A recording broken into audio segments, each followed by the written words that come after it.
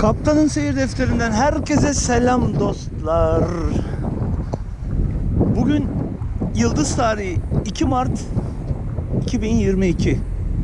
Ayın 26'sında 26 Şubat'ta yola çıktık. Klasiktir, yine Kapıkule'de ızdırap dolu 2-3 gün geçirdikten sonra dozolamızı aldık ve İtalya'ya doğru yola çıktık. Şu an Igomaniso yolu üzerindeyim. Bu güzelliği sizlerle de paylaşayım istedim çünkü çok güzel ve masum duruyor kar bu şekliyle.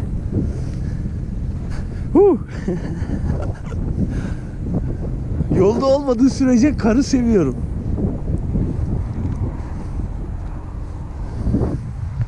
Çok güzel. Çok soğuk tabi. Kameradan da ses geliyordur büyük ihtimalle. Rüzgar var. Eksi 1 derece yaklaşık olarak hava sıcaklığı burada. Hava ama çok açık görüldüğü üzere.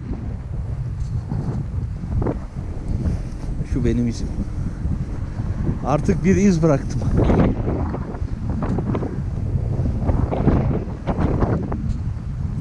Gıcır gıcır ediyor kar sesi.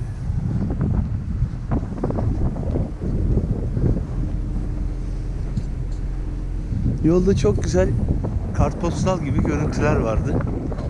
Ama kamerayı biraz kendimden uzağa koymuşum. Onun için yayını durduktan sonra başlatabildim. Kaydı. Koca oğlan yatıyor burada. Şimdi 45 yapacağım burada.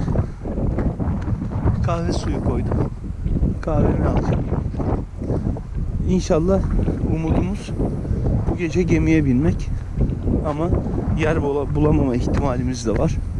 Dolayısıyla bir sonraki güne, Perşembe'ye kalma ihtimalimiz de var. Yine yolda kısa kısa kayıtlar yapayım istiyorum. Sonra bakacağız, değerlendireceğiz. Kanala koyarız, koymayız bilmiyorum.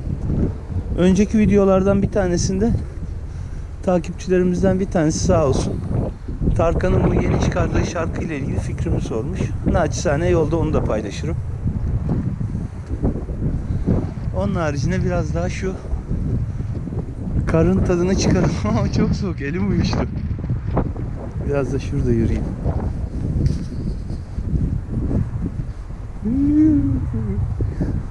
Vallahi sizin için elime alıp kar topu yapıp atmak isterdim ama yemez. Az önce ellerimi yıkadım. Çok soğuk. El değiştireyim.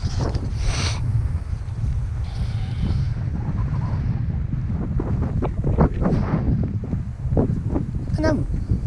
Biri burada İzmir usulü kardan adam yapmış. Biliyorsunuz, İzmirlilerin kardan adamlarının ebatları 20 santimi pek geçmez. Ah. Oo, burada biraz daha derin. Güzel ya. Ama dediğim gibi yolda olmadığı sürece güzel benim açımdan. Şöyle geniş açıda uzakları da göstermeye çalışayım.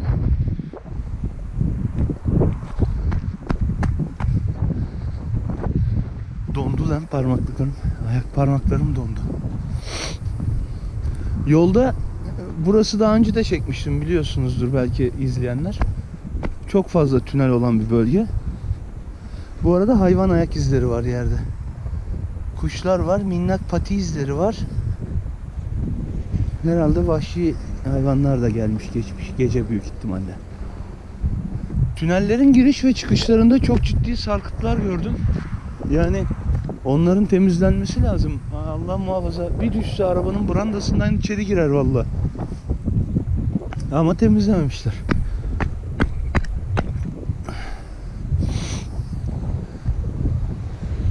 Yolu da göstereyim size. Karşı dağların güzelliği.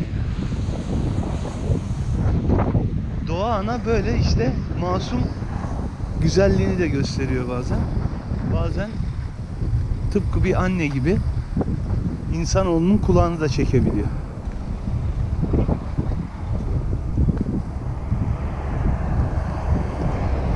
Evet, arabaya döneyim, kahvemi yapayım. Ondan sonra yola çıktığımızda tekrar görüşürüz. Tekrar selam dostlar. 45'imizi yaptık.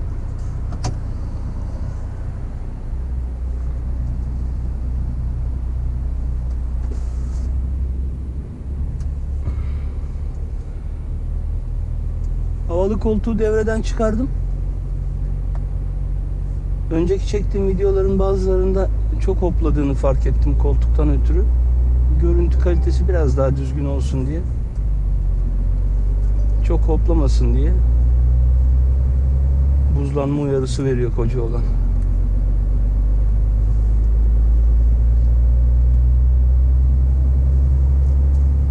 Şimdi az önceki mevzuya geliyorum.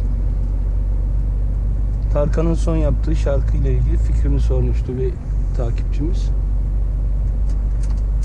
Tabii ben otorite değilim. Neticede sadece kendi fikrimi söyleyeceğim. Tarkan bence bir sanatçıdır. Yıllardır Avrupa'da, dünyada birçok insanın tanıdığı, takip ettiği, Türkiye'de neredeyse herkesin tanıdığı bir sanatçıdır benim gözümde. Dolayısıyla bir şarkı yaptı ve olay oldu. Farklı şekilde yorumlar geldi. Özellikle siyasete çeken çok oldu.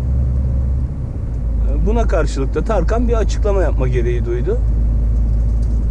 Ve şarkıyı korona ile ilgili, korona için yaptığını, bu koronadan ötürü oluşan mağduriyetlerin, sıkıntıların zaman içinde geçeceğini anlatmak istediğini söyledi. Bunun kanunda da yeri vardır. Asıl olan kişinin beyanıdır. Dolayısıyla herhangi bir siyasi düşünce ifade etmek amacıyla yapmadığını söyledi. Kaldı ki yapsa ne olur? Ya benim nazarımda, benim gözümde sanatçı dediğin kişi muhalif olmalı arkadaş. Muhalif olacak. Yani hiç kimse mükemmel değildir. Hiçbir siyasetçi, hiçbir ülke mükemmel yönetilmiyor. Dolayısıyla eleştirmek bu anlamda sınırlar çerçevesinde kimseye hakaret etmeden eleştirmek herkesin doğal hakkı olmalı. Sanatçılar da topluma mal olmuş insanlardır. Yani düşündüğünüzde bir sanatçıyı bulunduğu konuma getiren yaşadığı toplumdur. Dolayısıyla o topluma karşı da sorumlulukları olmalıdır. Bu şekilde hissetmeli, buna göre davranmalı, buna göre yaşamalıdır.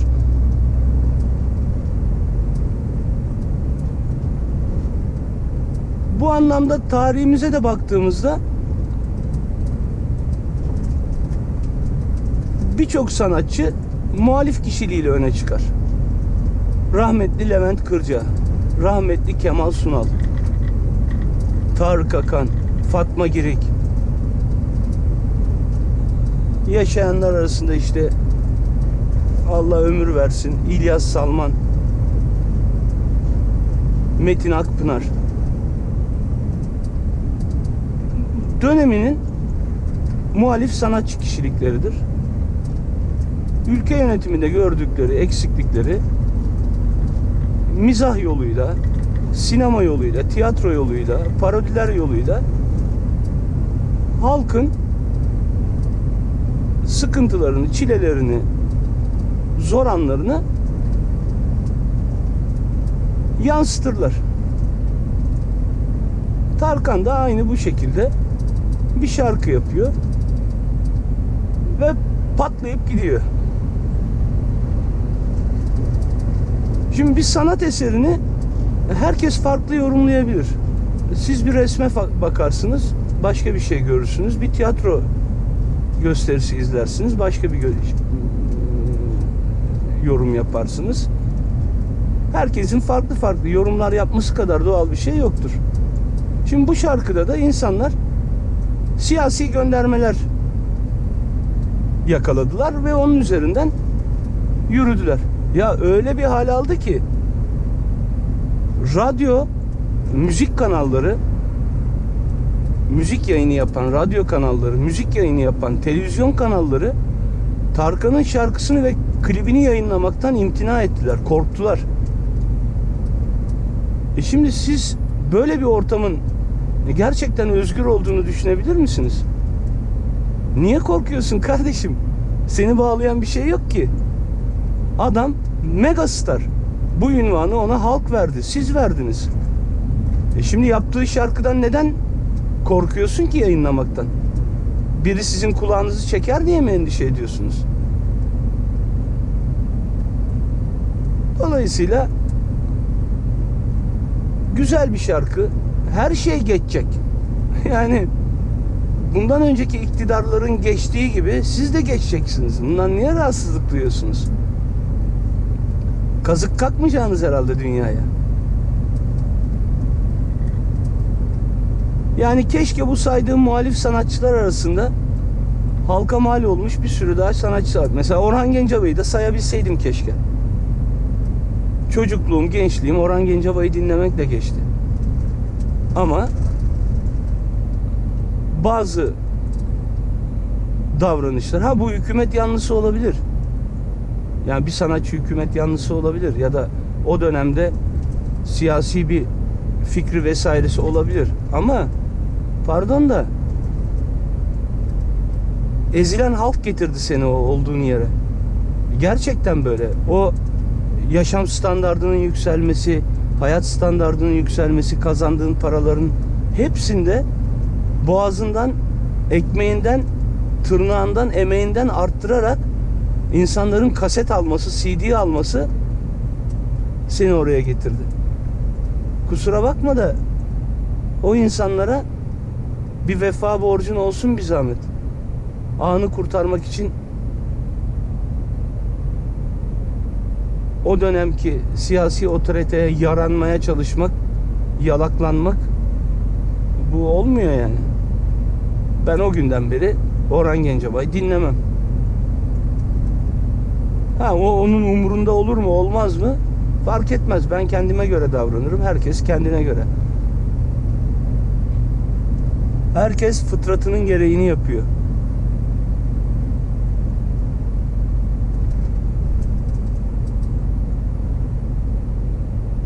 Mevlana yanında birileriyle yürüyormuş. Ayağının yanına kadar akrep gelmiş. Yanındakiler uyarmışlar. Demişler ayağına akrep geliyor, ez öldür. Ayağının dışıyla itmiş akrebi, kendi yönünü değiştirmiş. Ya demişler ne yapıyorsun, niye öldürmedin? Sokar demiş, ayağını sokar. Mevlana da demiş ki o demiş fıtratının gereği. Sokarsa da fıtratının gereğini yapacak. Ama insan olarak benim fıtratımın gereği onun yaşam hakkına saygı duymak, onu öldürmemek. Dolayısıyla bu anlamda da herkes fıtratının gereğini yapıyor. İyi insanlar, iyi fıtrata sahip insanlar onun gereğini yapıyor. Kötü insanlar da kötü fıtratlarının gereğini yapıyorlar. Dolayısıyla benim naçizane yorumum Tarkan güzel bir şarkı yapmıştır. O şarkıyı dinleyen nereye çekerse çeksin. Sıkıntı yoktur yani. Ya insanların fikrini söylemesinden korkmaması lazım. Bir önceki videoda mesela ben biraz fazla sallamışım. Hükümete özelleştirmeler vesairelerle ilgili. Açık söyleyeyim, korktum, birçok kısmını çıkardım videodan. Niye korkuyorum ki abi ben? Benim beynimden geçen düşüncelerim bu. Bu düşüncelerimi paylaştım diye niye korkuyorum ki? Ya da bu düşüncelerimi duymak sizi niye rahatsız ediyor? Rahatsız edebilir. Kimseye küfür etmiyorum. Kimseye hakaret etmiyorum. Çalmıyorum, çırpmıyorum. Dün mesela haberleri izliyorum. İstanbul'da 10 tane öğrenci faturalardan bir zincir oluşturmuşlar. Yüksek gelen elektrik ve doğalgaz faturalarına itiraz ediyorlar. Slogan atıyorlar. Abi çalmıyorlar, çırpmıyorlar, hakaret etmiyorlar, talan yapmıyorlar, terör oluşturmuyorlar, terör yapmıyorlar. 10 tane öğrenciye 2 araba dolusu çevik kuvvet, siviller, resmiler müdahale ediyor ve anayasadan gelen haklarını kullanan insanlara yaka paça gözaltına alıyorlar. Ne diyor insanlar sloganlarında? Elektrik faturaları, doğalgaz faturalarına gelen zamları geri alın. Ya bundan daha doğal bir talep olabilir mi? Hangi birimiz memnun Allah aşkına? 100 lira gelen elektrik faturam 300 lira, 350 lira geliyor. 300 lira gelen gaz faturam 700-800 bin lira geliyor. Kış günü doğalgaz kapatmak zorunda kalıyorsun. Montlarla, ceketlerle evin içinde oturuyorsun. Niye kardeşim? Benim yasal kullanım sınırım ne? Elektrikte 240 kW mı? Yani sadece ampul yaksan yetmiyor. Velhasıl insanların düşüncelerini söylemelerinden bu kadar rahatsız duymamalı siyasi otoriteler.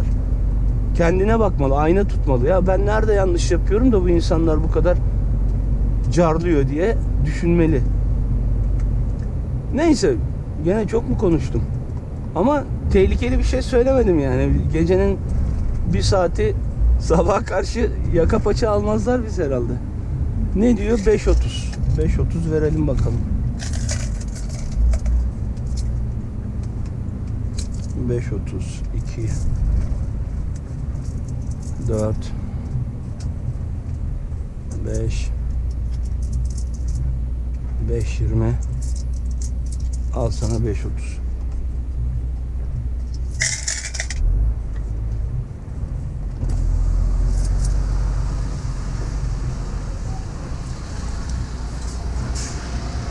Ya mademoiselle.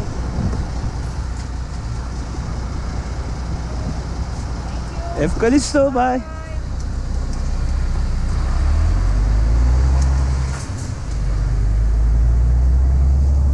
Nasıl masum duruyor değil mi karlar yolun kenarında. Velhasıl böyle. Tabii bu son yaşanan olaylarla ilgili de fikrim var naçizane. Belki onları da paylaşırım. Ukrayna ile ilgili sorun. Şimdilik biraz ara vereyim. Kahvemi soğuttum ya. Gevezelik yaptık. Aha, kapattım. Az önce şirketten telefon geldi. Maalesef kötü haberi aldım. Bu akşamki gemi ihtimali ortadan kalktı. Dolayısıyla Perşembe akşamına şansımızı deneyecekler. Şanslarını deneyecekler. İnşallah Perşembe akşamı gemiye bineriz. Cuma günü İtalya'da oluruz. Yapacak bir şey yok. Beklemek bu mesleğin fıtratında var.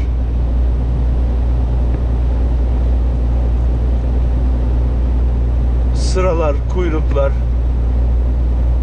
bu işin doğasında var. GPS sinyali kayboldu.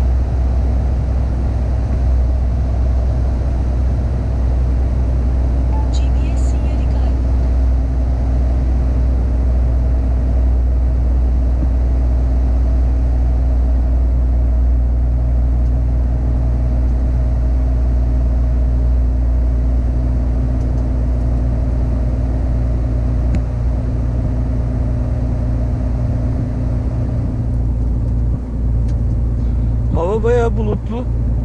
Isı biraz yükseldi, 1,5 derece falan. Eğer gece yağış olacak olursa çok büyük ihtimalle kar yağar. Bakalım.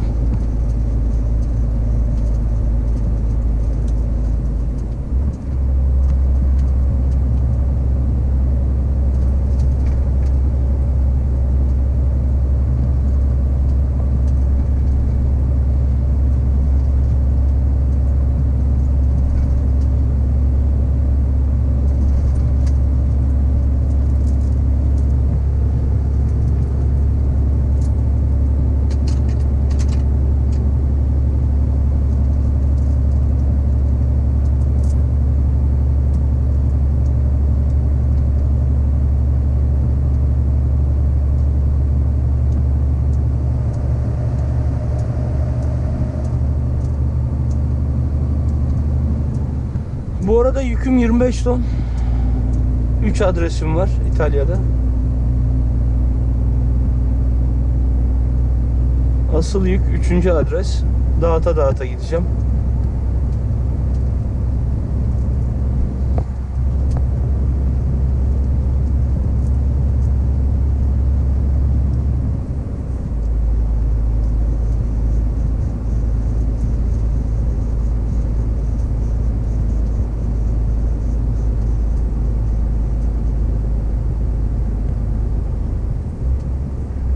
Çok güzel görünüyor ya. Çam ağaçlarının üzerindeki karlar.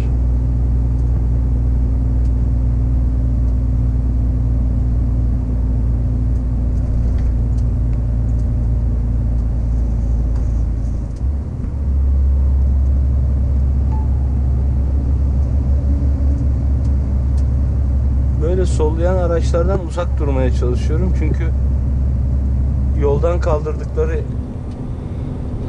dağlardan inişe başladık artık. Görüleceği üzere kar diye bir şey kalmadı yol kenarlarında. Hava sıcaklığı 5 dereceye çıktı. -1,5'u kadar gördüm. Bir ara hatta kar serpiştirmeye başladı. Ama inişe başlayınca basınçtan başımda ağrı yaptı.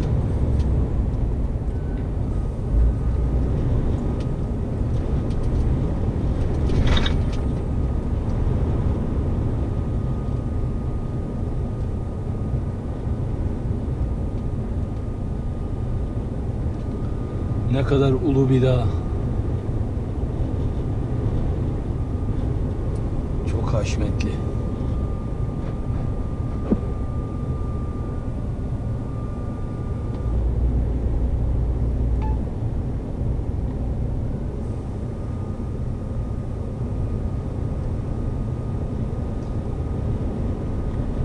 Savaş Petrol denen bir yer var. Vigo Manisa'ya yaklaşık 20 kilometre. Oraya gidiyorum. Orada kalacağız. Arkamdan 3 araba daha geliyor. Aynı yere yükler. Yaklaşık 65-70 kilometre kadar yolum kaldı.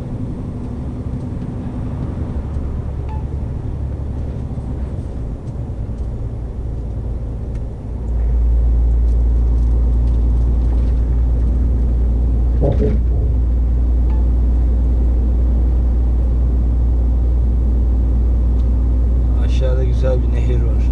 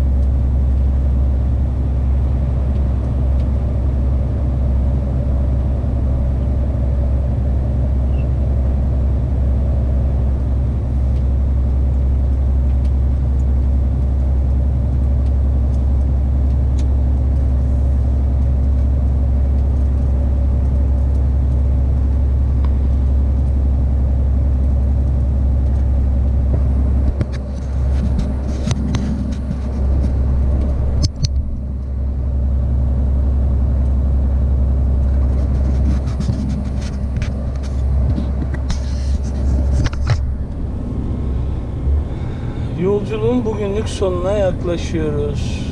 3 kilometrem kaldı Savaş Petrol'e. Başımın ağrısı şiddetlenerek arttı. Sıcaklık 11 derece. Belki havadan da yapıyor olma ihtimali var. Çünkü -1'den +11 derece.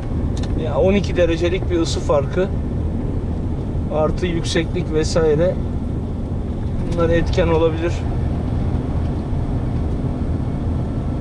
Su tüketiminden diyeceğim.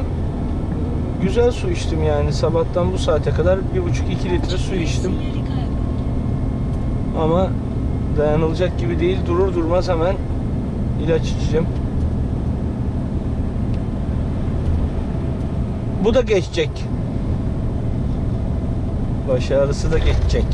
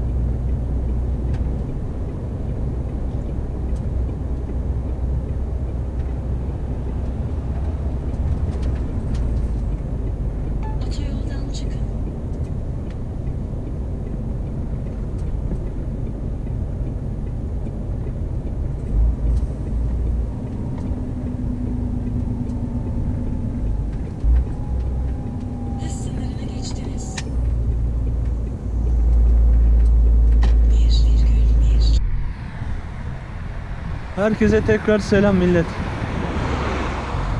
5 Mart Cumartesi. Savaş Petrol'deyim. Yaklaşık olarak 70 saattir buradayız. Gemi bileti ayarlanamadı maalesef. Yağmur, soğuk, kar derken 3. günü neredeyse dolduracağız. Bugün gece inşallah uçak uçak gemi biletimiz alınacak. Şu gösterdiğim şu an her yeri gezdim yürüyerek.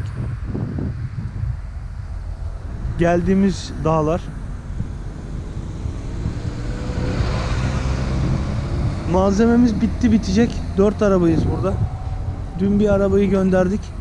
5'lik 4'e düştük. Maalesef esaret devam ediyor. Yapacak bir şey yok. Parkın içini de göstereyim bari.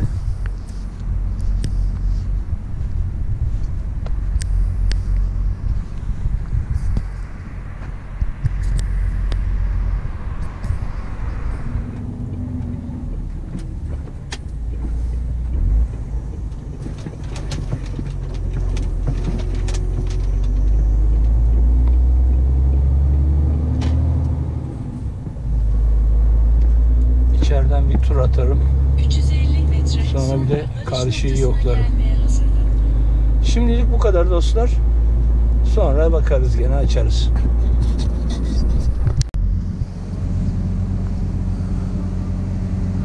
Burada Savaş Petrol. Kocaoğlan tam karşımda.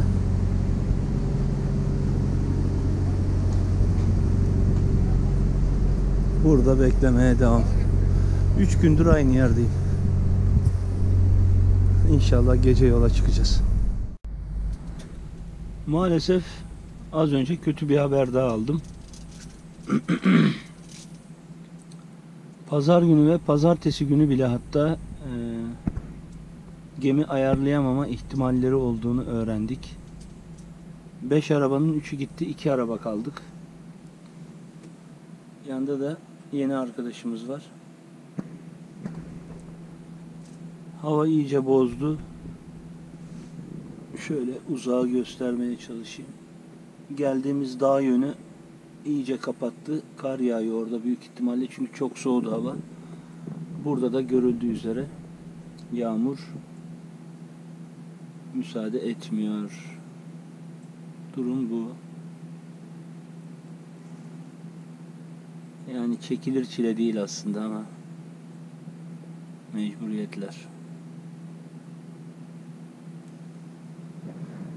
Yeni kitaba geçtim. Diğer kitap bitti. Yeni kitabım yine Ahmet Taner Kışlalı'nın yazdığı son kitaplardan. Kemalizm, Laiklik ve Demokrasi. Son kitabım bu da. Buna da başladık. Bakalım. Bu servis herhalde bu kitabı da bitireceğiz, öyle görünüyor. Yapacak bir şey yok. Moral bozmamaya çalışıyoruz. Ama ister istemez insan demoralize oluyor. Kaç saat oldu burada? 75 saati devirdik. Sadece burada. Videonun başında da söylediğim gibi ayın 26'sında yola çıkmıştık. 26 Şubat'ta. Bugün ayın 5'i. Normalde bu servisi dönüşünü bitirmek üzere olmam gerekiyordu. Bakalım yarın bize ne gösterecek. Tekrar selam dostlar. 45'imizi yaptık.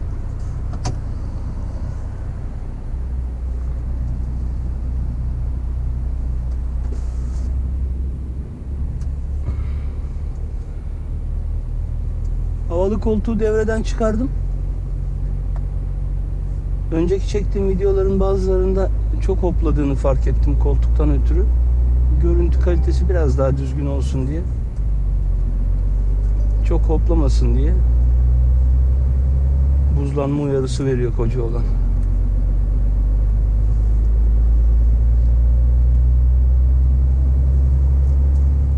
Şimdi az önceki mevzuya geliyorum. Tarkan'ın son yaptığı şarkıyla ilgili fikrini sormuştu bir takipçimiz. Tabii ben otorite değilim. Neticede sadece kendi fikrimi söyleyeceğim. Tarkan bence bir sanatçıdır. Yıllardır Avrupa'da, dünyada birçok insanın tanıdığı, takip ettiği, Türkiye'de neredeyse herkesin tanıdığı bir sanatçıdır benim gözümde. Dolayısıyla bir şarkı yaptı ve olay oldu. Farklı şekilde yorumlar geldi. Özellikle siyasete çeken çok oldu. Buna karşılık da Tarkan bir açıklama yapma gereği duydu. Ve şarkıyı korona ile ilgili, korona için yaptığını, bu koronadan ötürü oluşan mağduriyetlerin, sıkıntıların zaman içinde geçeceğini anlatmak istediğini söyledi. Bunun kanunda da yeri vardır. Asıl olan kişinin beyanıdır. Dolayısıyla herhangi bir siyasi düşünce ifade etmek amacıyla yapmadığını söyledi. Kaldı ki yapsa ne olur? Ya benim nazarımda, benim gözümde sanatçı dediğin kişi muhalif olmalı arkadaş. Muhalif olacak. Yani hiç kimse mükemmel değildir. Hiçbir siyasetçi, hiçbir ülke mükemmel yönetilmiyor. Dolayısıyla eleştirmek bu anlamda sınırlar çerçevesinde kimseye hakaret etmeden eleştirmek herkesin doğal hakkı olmalı. Sanatçılar da topluma mal olmuş insanlardır. Yani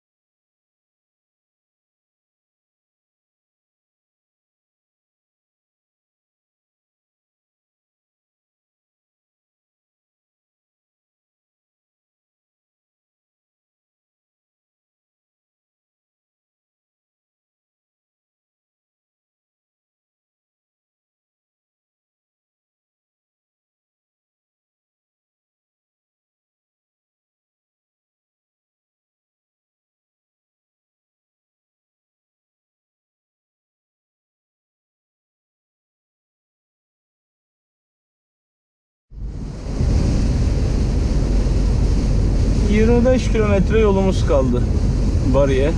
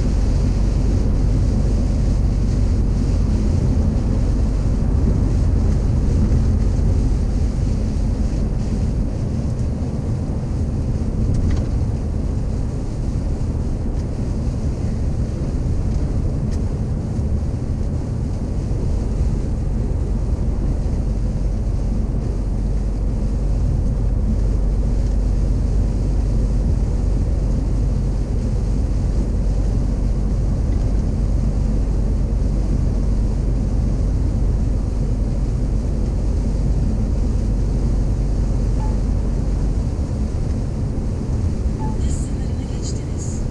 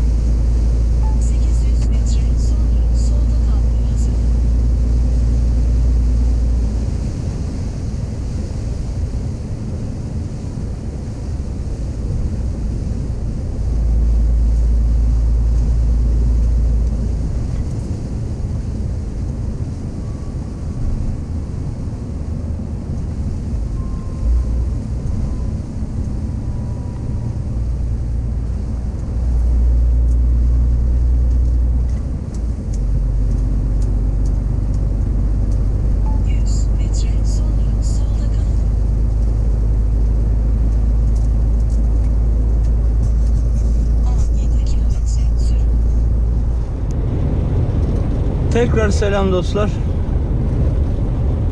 Ayın 10'u oldu. 3 parsiyeli de boşalttım. Şimdi yüklemeye gidiyorum. 300 kilometre var yolum. Saat İtalya saatine göre 11:40. Bu akşam tekrar Bari'ye yetişmek gibi bir niyetim var. Eğer olursa, gemide de yer olursa akşam gemiye bineceğim. 2 gündür parsiyel dağıtıyorum. Hava bugün daha güzel. 12 derece gösteriyor araç. Dün gece soğuktu yine. Yüksekler görülüyor mu bilmiyorum. Kar var.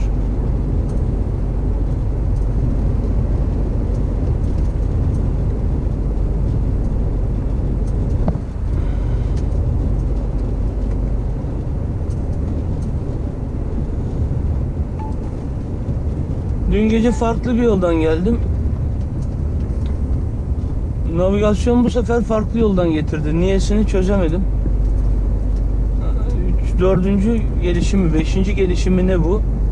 Bu adrese. Yük boşaltmaya. Çelik yay, helezon yay. Daha önceki videolarda vardı.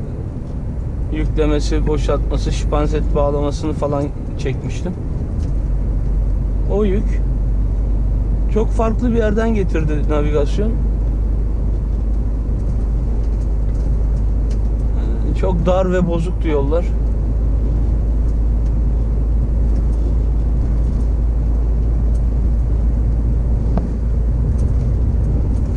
Videonun başında bu Rusya-Ukrayna savaşı ile ilgili konuşacağım falan diye söylemiştim. Çok girmeyeceğim o mevzuya.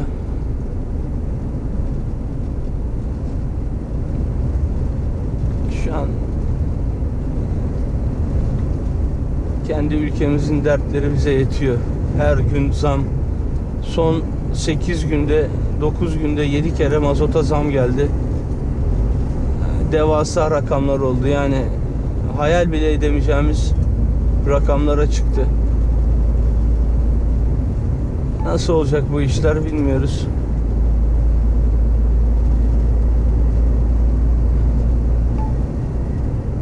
Daha önceki videoda da yine çok fazla sallamışım. Geç bakalım dayı oldu. Yani bu hükümetin yaptığı şeyleri beğenen, içine sindiren var mı bilmiyorum ama Hız sınırını geçtiniz. akıl alır gibi değil. Ben de çok fazla giydirmişim. Korkuyoruz tabii. Korkmayıp ne yapacaksın? Tek tabanca çalışıyorsun. Ev bakıyorsun. Yok ona hakaret, yok buna hakaret diye gecenin bir yarısı içeri girmek istemiyorum yani açıkçası. Onun için videonun bazı kısımlarını sildim. Fark etmişsinizdir zaten izleyenler. Ama müthiş bu akaryakıt zammı ki mazotu ısrarla benzinin üzerine çıkardılar ve devasa zamlar yaptılar. Bunun tek gayesi var. Vergi geliri. Dizel araçların kullanımı benzinli araçlara göre çok daha yaygın ve tonaj olarak fazla. Tüketim olarak yani. Dolayısıyla oradan daha iyi vergi alabildikleri için bence öyle yani bilmiyorum. Mazotu devasa zamlarla akıl almayacak yerlere getirdiler. Tabii bu domino etkisi yapmaması kaçınılmaz. Tabii ki yapacak. O da ne olacak? Sebze meyve fiyatları uçacak. Raflara her konan mal bizim sırtımızdan geçiyor. Dolayısıyla mazot. Mazot ciddi maliyet oldu. Yani şöyle söyleyeyim. Birkaç ay önce Kapıkule'den mazot almak için 6-7 bin lira para veriyordu şirket. En son 12 bin lira aldım bu servis. Düşünün yani. Çok kısa sürede Cumhuriyet tarihinin görülmemiş zamları yapıldı. %200'ün üzerine çıktı artış.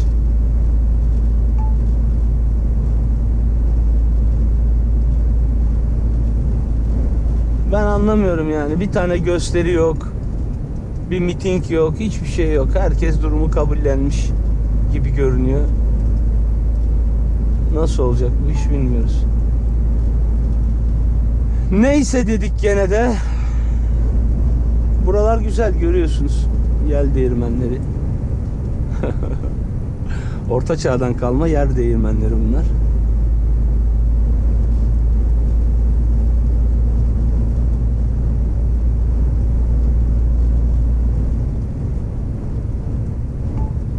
Şu karşı tepeyi görebiliyor musunuz mu? Kanser gibi binalar sarmış o tepeyi.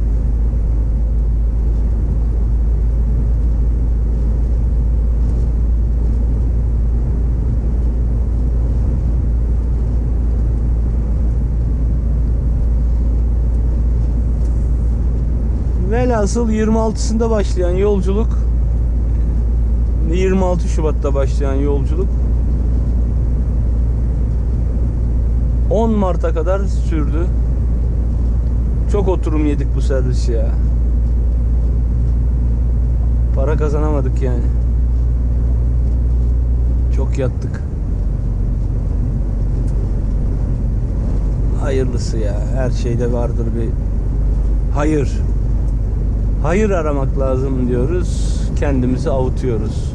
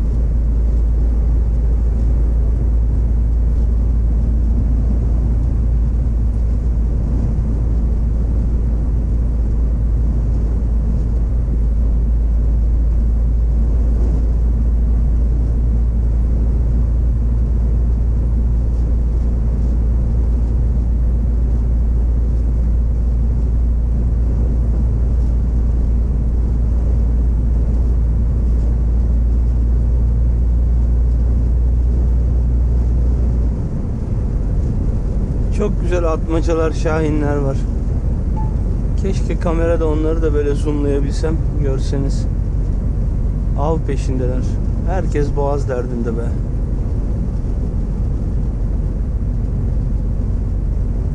Tam üstümde uçuyor bir tanesi bak. Bu şahin, iri. Bir de kelkenezler ve atmacalar var. Daha küçük, daha kıvrak onlar.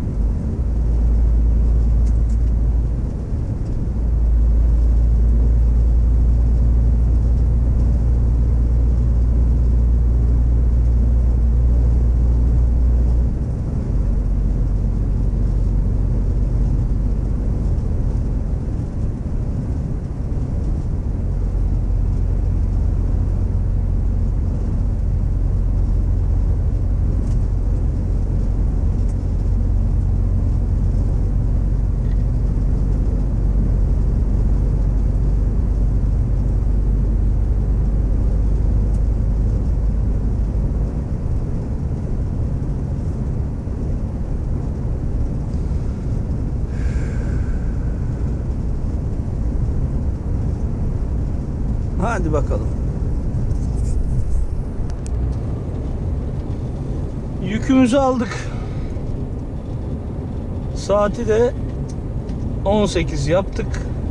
355 kilometre yol var Bari'ye. Bari'de bekleyen araçlardan bir tanesine gemi bileti bulmuşlar. Ben her türlü yarına kaldım. İnşallah yarın da bize bilet bulurlar. Biz de geçeriz. Ancak şöyle bir durum var. Yunanistan'da yoğun kar yağışından yine yollar kapanmış. Yunanistan'daki bütün otobanı tırlara kapatmışlar. Eğer yarın öbür gün açılmazsa, kar yağışı durmazsa maalesef İtalya'dan Yunanistan'a geçmenin de çok bir esprisi kalmayacak. iki ucu boklu değnek gibi bir şey oldu. Haberleri izledim, onun için güzel yerler vardı. Bol tünelli, viyadüklü. Ama haberleri izlediğim için kayıt yapamadım.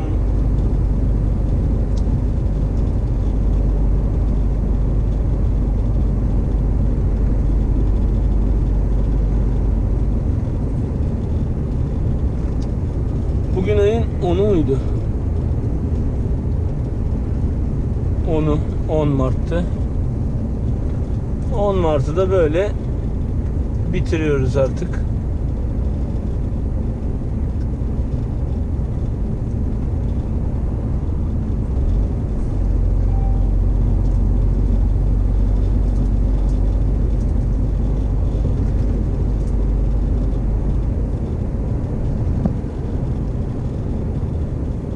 Az önce Ferrari'nin tırını gördüm.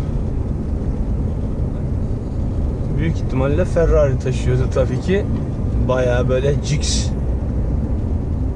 yapmışlar. Frigo Dorse gibi, brandalı değil. Bayağı şekildi yalnız ha.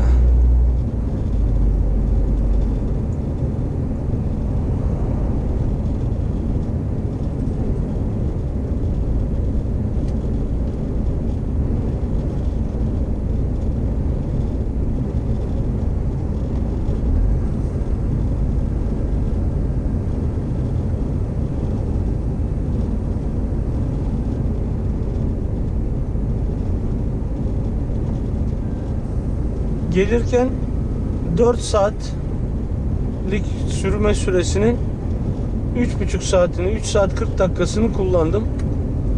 Tek takoda geldim yükleme yerine. Ama dönüşte böyle bir şey yapma şansım olmayacak, çünkü büyük ihtimalle bir pauza yapıp geri kalan kısmı da bariye gireceğim. Çünkü günde bir kere 4 saat kullanabilirim.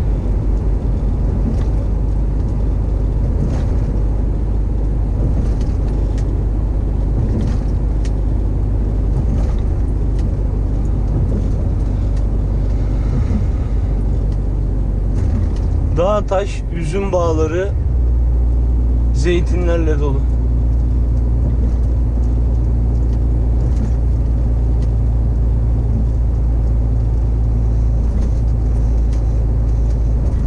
Gönül ister ki ülkemizde aynı eskiden olduğu gibi kendi kendine yetebilen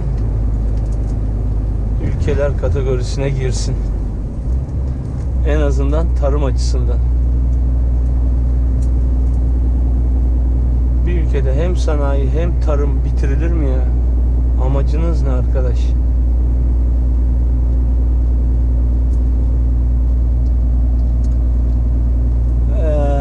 17 ton yaklaşık yüküm.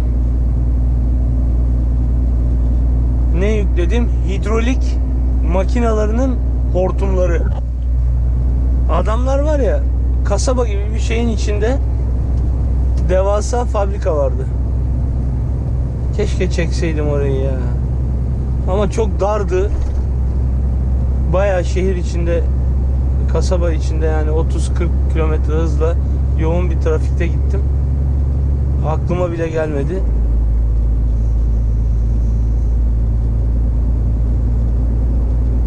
Yani hem tarımı hem sanayiyi aynı anda yapabiliyor istediği zaman ülkeler. Biz niye yapamayalım? Biz daha elimizdekileri kaybediyoruz.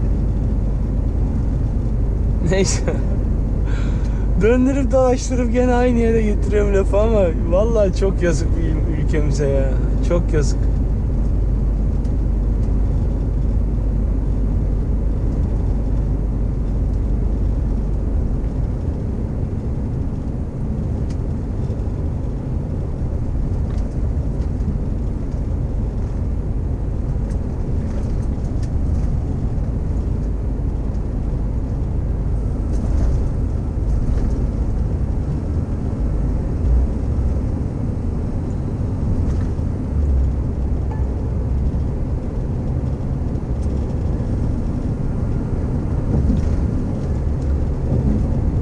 Aşağılar hep üzüm bağı. Ona lan koca olan 95'e çıkmışsın. Nereye gidiyorsun?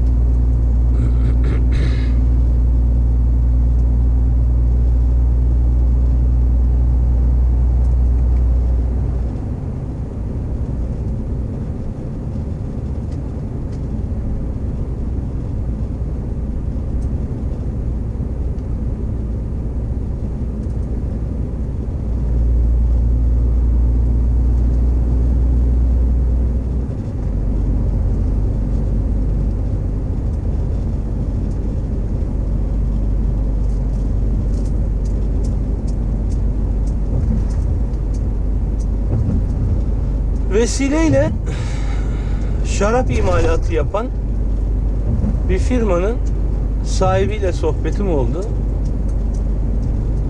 Çok garibime gitmişti. Akhisar tarafından üzüm almak istiyorlar şarap yapmak için. Üretici şarap yapılacak diye üzümünü vermiyor. Ben bu kafayı anlayamadım yani. Ulan arkadaş, ülkede hırsıza ses etmiyorsun. Ülkeyi satıp ülkenin anasını belleyene ses etmiyorsun. Ama senin üzümünden şarap yapıp satacak diye adama üzüm vermiyorsun. Kafaya bak ya.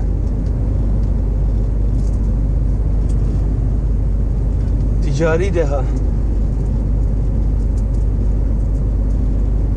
Neymiş efendim? Şarap harammış. Hırsızlık?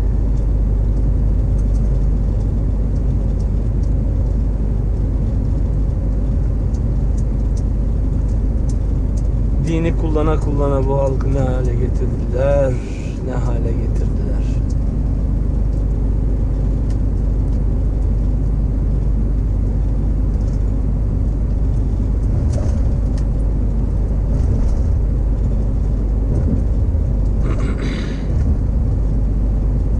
Türkiye'de saat 20.010.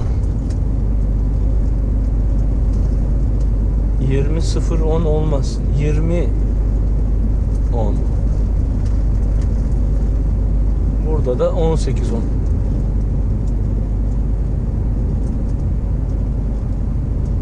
Lavori 412. kilometrede yol çalışması var diyor.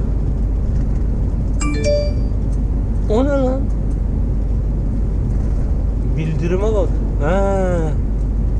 Telefon Bluetooth'a bağlı olduğu için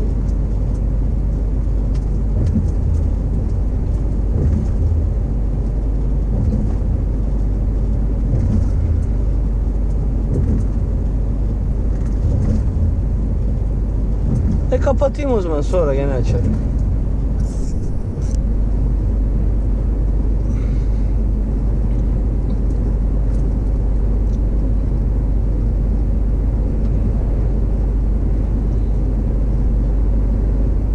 Saatlerimiz 19.15 olmuş.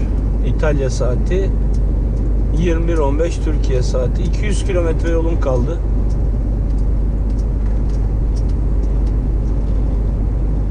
Bu artık bugünün son videosu olur.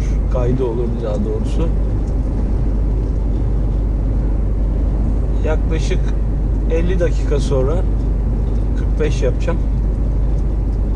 Ondan sonra Bari'ye kendime atacağım nasipse.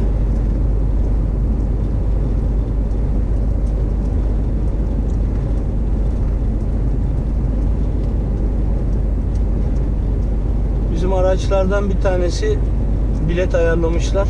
Bu akşam bindi gemiye. Yunanistan'a dönüyor. Yedek AdBlue almıştım. Daha önceki videolarda bahsettim mi bilmiyorum ama mazot tankıyla aracın AdBlue tankı uyumlu değil. Yanıma hep yedek AdBlue almak zorunda kalıyorum. Bu servis 20 litre aldım. İkisini de koydum.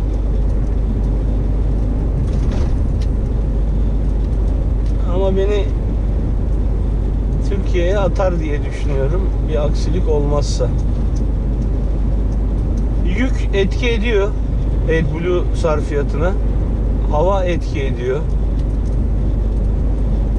Soğuk sıcak AdBlue sarfiyatına etkiliyor. Yakıtım da riskli ama bakalım. İnşallah Yunan'dan yakıt almak zorunda kalmam. Gerçi çok fazla bir şey fark etmedi. Kalmadı artık Türkiye ile arasında ya. Yine de Yunan'dan yakıt almayı sevmiyorum. Daha önce hiç almadım. Bizim diğer araçlardan aktardığım oldu.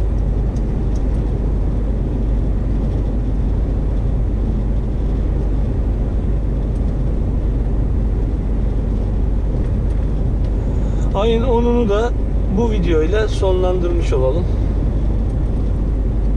Yarın nasip olursa Bari'nin içini çekerim belki. Gemiye binişi falan. Bir de geri rampaya vesaireye yanaştığım o anları çekmek istiyorum. Sadece tek video yapabilirim ona, kısa bir video. Belki kamerayı dışarıya takabilirim. Öyle bir düşüncem de vardı epeydir. Yapamadım onu. Bakalım, öyle bir değişik açı, farklı bir videoda yapmak gibi bir planım var. Sesimden de anlaşılacağı gibi yoruldum. Dün de güzel kilometre yaptım. Bugün de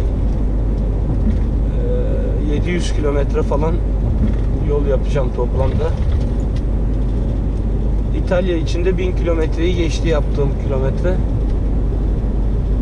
Türkiye'den çıkıp Savaş Petrol'e kadar 1373 kilometre yapmıştım. Bakalım total kilometreyi de söylerim. Bu akşamlık bu kayıttan bu kadar.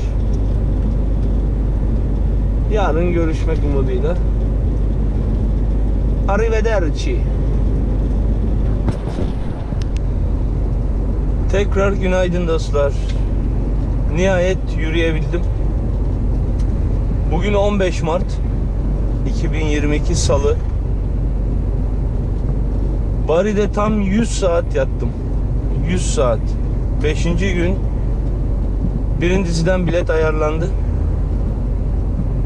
Şimdi Brindisi'ye doğru gidiyorum. Bari'den çıktım. 95 kilometre yolum var. Brindisi'ye daha önce inmiştim. Bu serviste zaten Brindisi'ye indim.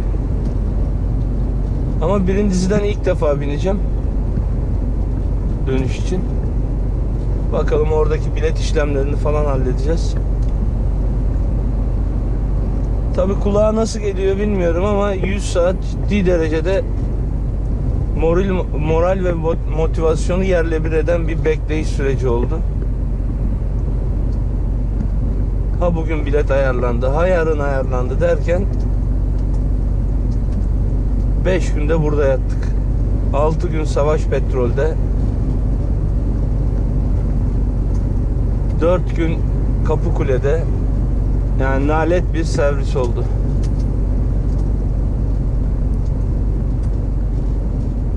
Elden gelen bir şey yok. Nasip deyip devam ediyoruz. Öğlen 1'de bineceğiz kalkacak gemi. Dolayısıyla gemi yolculuğu gündüz olacak. Gemi binişi ve gemideki seyahatin bir kısmını çekmeyi düşünüyorum. En azından hava aydınlıkken o kısımları da görürsünüz. Gemiye iniş biniş anları biraz panik oluyor. Seri şekilde gemiyi tahliye edip seri şekilde yüklemek için çırpınıyorlar. Onun için gemiyi bindirirken arabayı video çekebilir miyim bilmiyorum. Bakacağım. Durumumuz bu. Brindisi'ye gidince bilet işlerini hallettikten sonra bir kahvaltı yaparım. Ondan sonra gelişmelere göre hareket edeceğiz.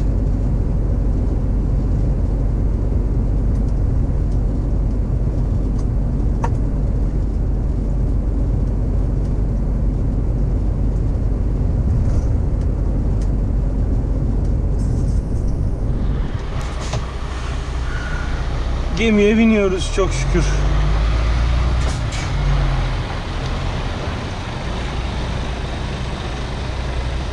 Gracias. Kafadan mı geri mi şimdi? Kafadan gibi görünüyor. İyi bari uğraşmayız, yapıştırır gideriz.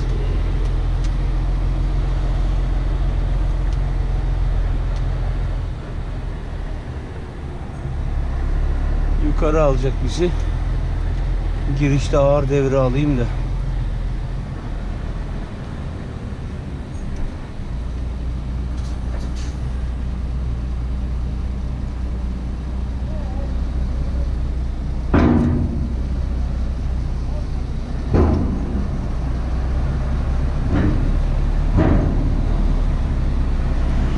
...16-17 ton yüküm var. Onun için böyle durumlarda gemilere üst katlara çıkarken ağır devre alıyorum.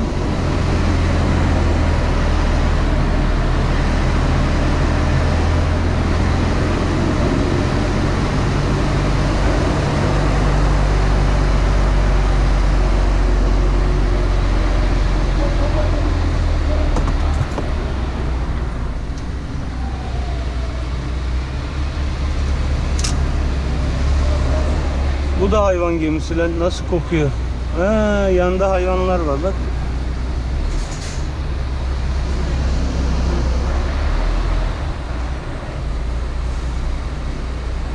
Bekle diyorsun da rampanın tepesinde duracak halimiz yok. Bak o aceleci bacı arkamdan geldi. Ya mal arkadaş bunlar ya.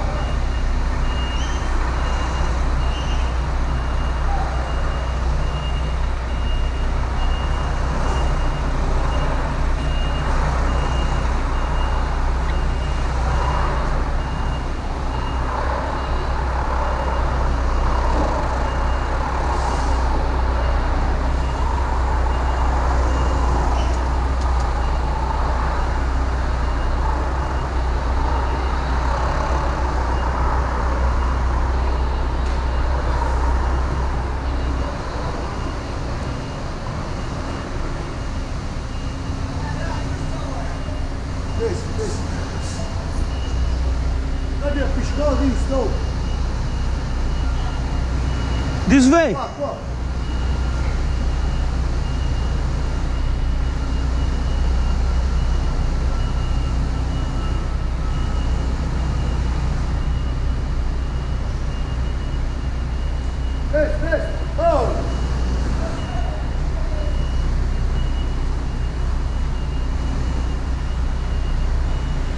Heyecan fırtınası bunlar.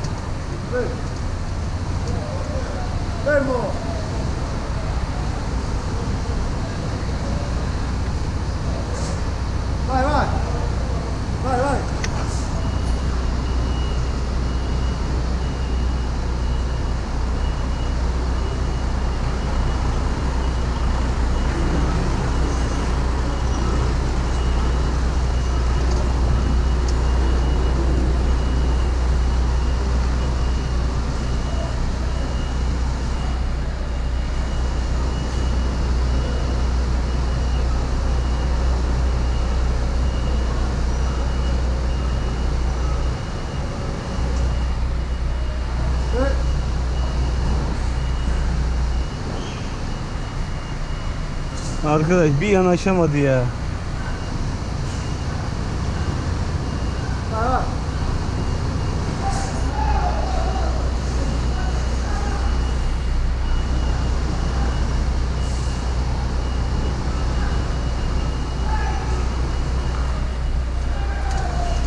Destro, destro.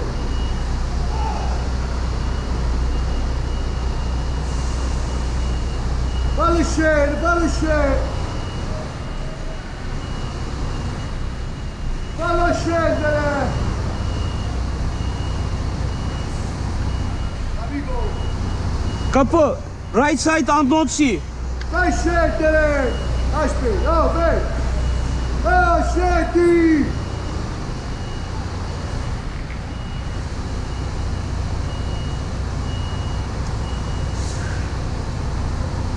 Oggi vado qui dopo prossimo, se non ci va, ti va a fare da lui.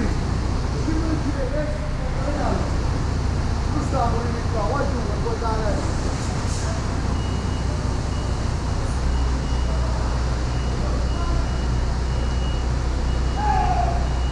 Bene.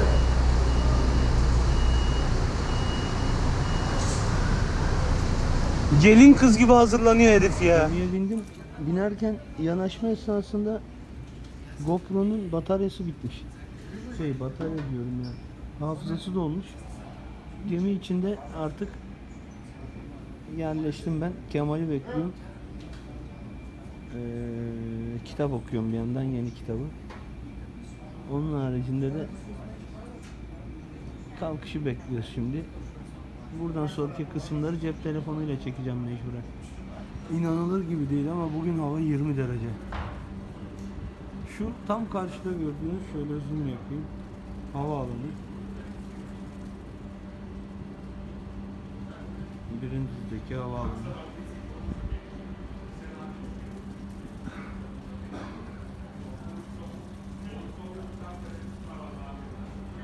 Herhalde bir saate kadar kalkmış oluruz.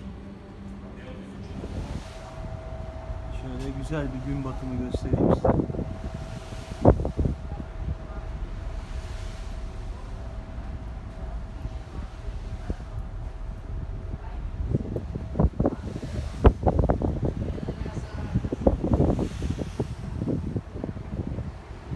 Adriyatik, İyon Denizi derken Ligomanisa'ya gideceğiz nasipse.